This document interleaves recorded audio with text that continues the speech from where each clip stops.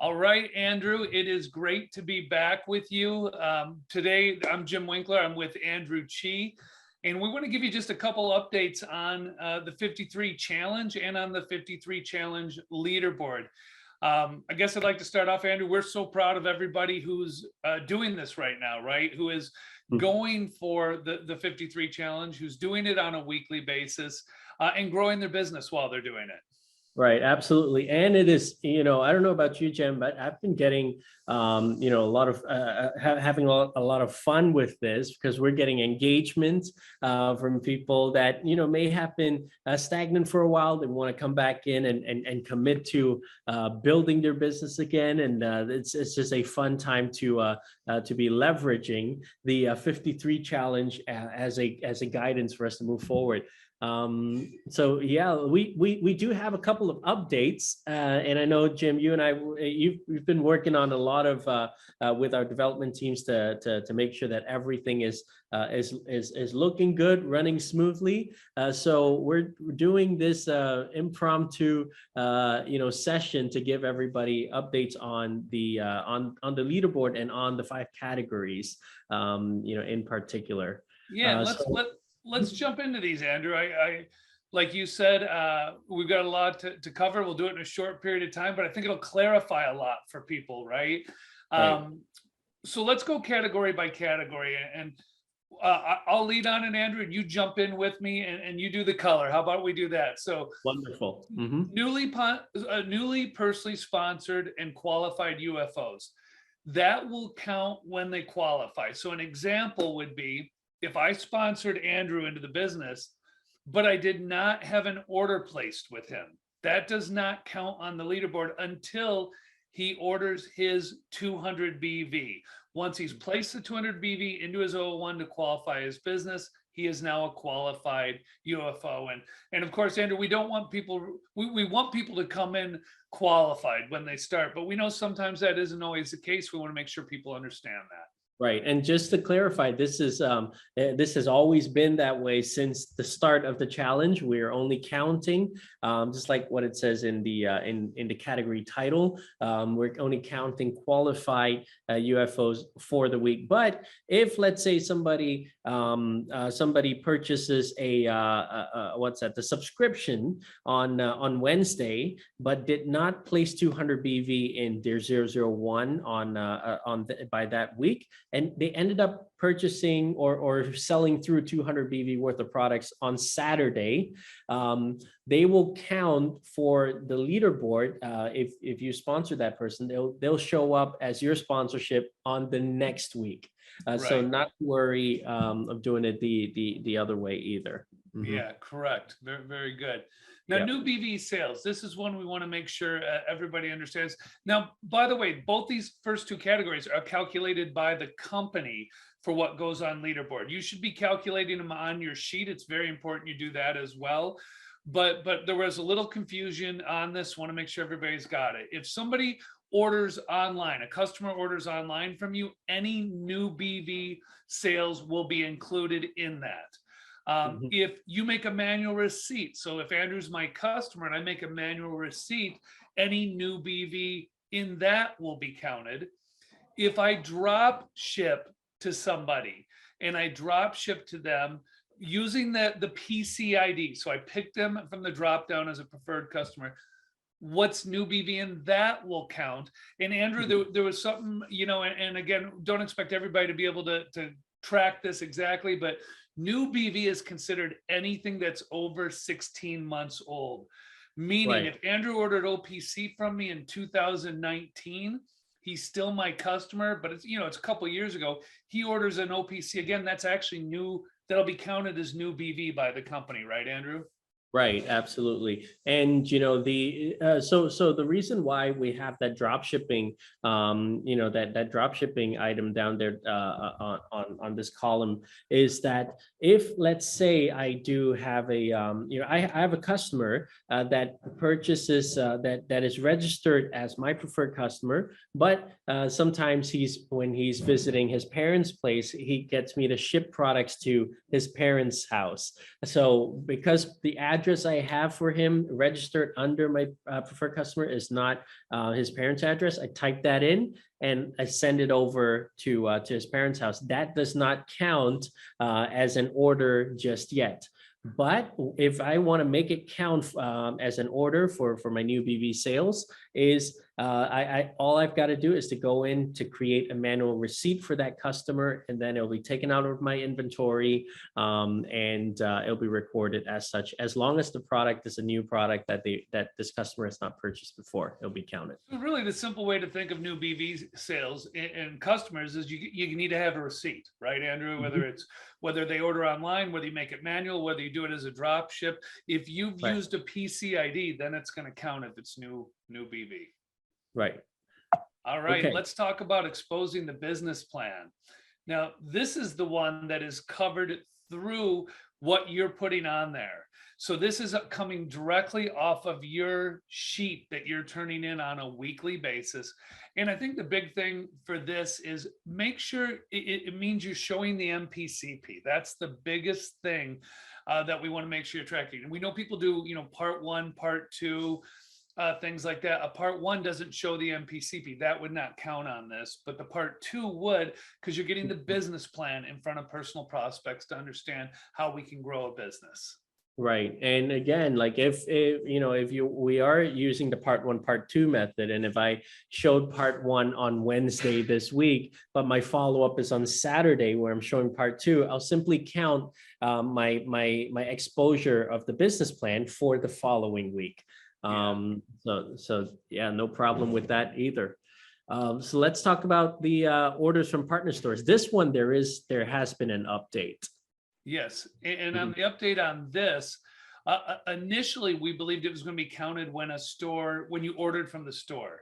We want to make sure that you understand now it's counted actually when the IBV is credited, not when the order is placed. So the same way you might place an order, maybe it's with raise.com or one of our partner stores, and it may take a week or 2 weeks before that IBV is credited to you. When the IBV is credited, that's when it'll count as a personal order. We do, though, Andrew, still want you to, on your form, we want you to count every time. If you do 4 orders from stores, put that on your form that you did 4 orders. It'll count for the leaderboard when you get credited. Right. So, a technical question on this one would be, let's say it's Friday. I placed an order. I received my IBV email where I had the order, where I had placed the order originally. And so now I've got to place my IBV. And if I don't place my IBV to my designated placements till Sunday, that's fine. It will still credit the IBV back to Friday. And so the same thing happens here. The personal orders from partner stores criteria will count for the Friday, even if I place my IBV on the Sunday. It's when we get the email and when it's credited, not when we actually place it. Right. Mm-hmm. And the last one that we've got for you is, just a note for new registered preferred customers, easy registrations. So an easy registration is whenever Jim, you ever seen when you go to shop.com and you don't you forget to log in or you're not logged in and you go to a partner store. When you go to the partner store, you're required to put in an email, not to create a full account. That's an easy registration. The same thing happens when you send a survey request or a request to complete the NutriPhysical or the custom skin quiz on motives. The customer doesn't have to put in their full name, phone number, address, and everything. They just put in their email and they can complete the questionnaire. That also creates an easy registration customer. These customers don't count for the challenge until they are converted fully to preferred customers. And a preferred customer, a full customer, is someone who's put in their name, their address, their phone number, along with that email. And customers can do that, right, Andrew? They can go to shop.com or whatever site they may have registered at originally, and they go in there again and they put in that same email they used, and they can make it a full registration, which a lot of our easy customers do when they go back into purchase over and over again. But we just wanted to make sure people understood easy registrations will not count. Again, that's tracked by the company. You know, in a recap on this part, to keep it really simple, personally sponsored, new BV, personal orders from partner stores, and new registered PCs are all tracked by the company. That's great. We just wanted you to understand how they're tracked, so it makes more sense to you. And the expose the business plan to personal prospects, we want to make sure you were doing that correctly on your weekly accountability sheet. And Andrew, we have come out with a new accountability sheet that people can print and track, which you can go to support materials and you can download that. If you put in 53 challenge, it'll pull up that trackable sheet so you can keep track all week while you're doing it, right? Right, absolutely, and it's you know, a great sheet to have. I've seen people make binders out of these, so you know, they have 53 of them printed out, 52 of them printed out for the rest of the year to track it. So that's really nice to see. And you know, one other thing that we'd like to update everybody is on a new enhancement that's been added to the program. And the reason why for this enhancement was because, you know, we know people are participating in the 53 challenge, but they're also growing, you know, as we continue with it. So as more people are added to the team, we have come up with the ability. Our development team gave us the ability to create new teams to update whichever team that we're reporting to. So a couple examples, Andrew, would be, let's say that I'm my team, the 5 of us. Now we've each sponsored one new person, and all of a sudden we're a team of 10. That gets to be too big to track and get the BV team totals and stuff like that. So now maybe I want to break it into 2 teams, right? Or another example could be, maybe my team of 5 has sponsored 2 people. We've got 7, but I got 3 people who didn't start on the 53 challenge are saying, man, you guys are having fun. I see you guys growing. I want to be part of it. Now they want to jump in. You and I were talking before this, AC, and we said that, you know, we're going to be adding our new people or existing people who want to join all the way up to the last month of this challenge, almost a year from now, because we know if we can get them started on the accountability, it's only going to help them, and it's something we can keep going with forward, right? Right, absolutely. So let me show everybody like how that can be done, and how you can really, you know, take advantage of this. So let's say, Jim, let's say you and I were part of the same accountability group. Our group has grown from 3 people, and we've grown to 9 people now, or we've grown to 10 people now, and we want to split that to 2 teams of 5s. Okay. What we would do is, Jim, you will stay the captain on our current group, but I can create another team, and you know, to move 5 of our partners over. So what I would do is I would go into my weekly accountability report, click on teams, create a new team, and say the new team is Jim and Andrew's new team. I would then add the email addresses of everybody on this team to invite them over. Once they've accepted the invitation, just like how they joined the first team, everyone now, including myself, the new team, the team captain of the new team, would go to our 53 challenge leaderboard, scroll all the way down to the bottom, and click on update your team for the challenge. So that's where people can find this, on the bottom of the leaderboard. Right here, exactly. And once I click on update my team for the challenge, I can now look for Jim and Andrew's new team. That's that would you know, that would and update if I it. click update my team on that, Andrew, tell me I'm right. Then when I would go back to my team and look at it, that little 53 challenge area would pop up after that. We obviously didn't do it on this one, but it would pop up after that. Right. And I know one of the things you and I talked about, if you are creating a new team, You might want to do this like on a Monday or a Tuesday, because it does take some time. Like it might be overnight or a couple hours to update. You don't want to do it Friday night when you're trying to turn in your numbers. You'd rather Right. do it early in the week and create that. And then the person just turns in their number with the team that says 53 challenge each time. Same way, right? Exactly. And, I don't know if everyone noticed this, but it is important when you're submitting your report weekly to submit it to the team that you've selected for the 53 challenge. Yeah. And sometimes we came across, some people, I myself had a couple of teams with the same or similar team names, and we didn't know which one to submit it to. So the development team added the parentheses with 53 challenge to differentiate and show us which team we've actually created, we've actually selected for the challenge. So that's a nice plus for us there. It is, and it's great. Andrew, talking on this, I think the best sized teams are anywhere from 3 to maybe a max of 7. Would you agree with that? Absolutely.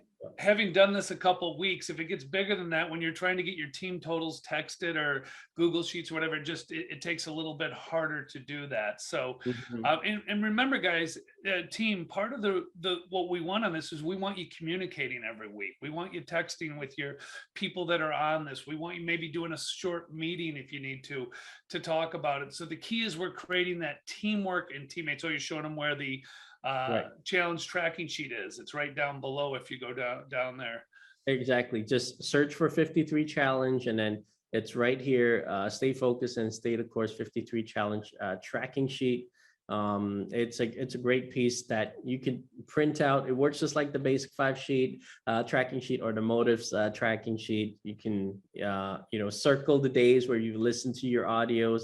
You could put in the names of the people that you've exposed the plan to, and put in the number of personally sponsored, number of BV, number of new preferred customers that were registered each week. So you can use this to track your progress and not have to scramble to get the numbers at the end of the week. But going back to what you were saying, Jim, having the group chats with 7 or with 8 or more people, it gets very it gets messy. So it's a little bit easier to keep it small.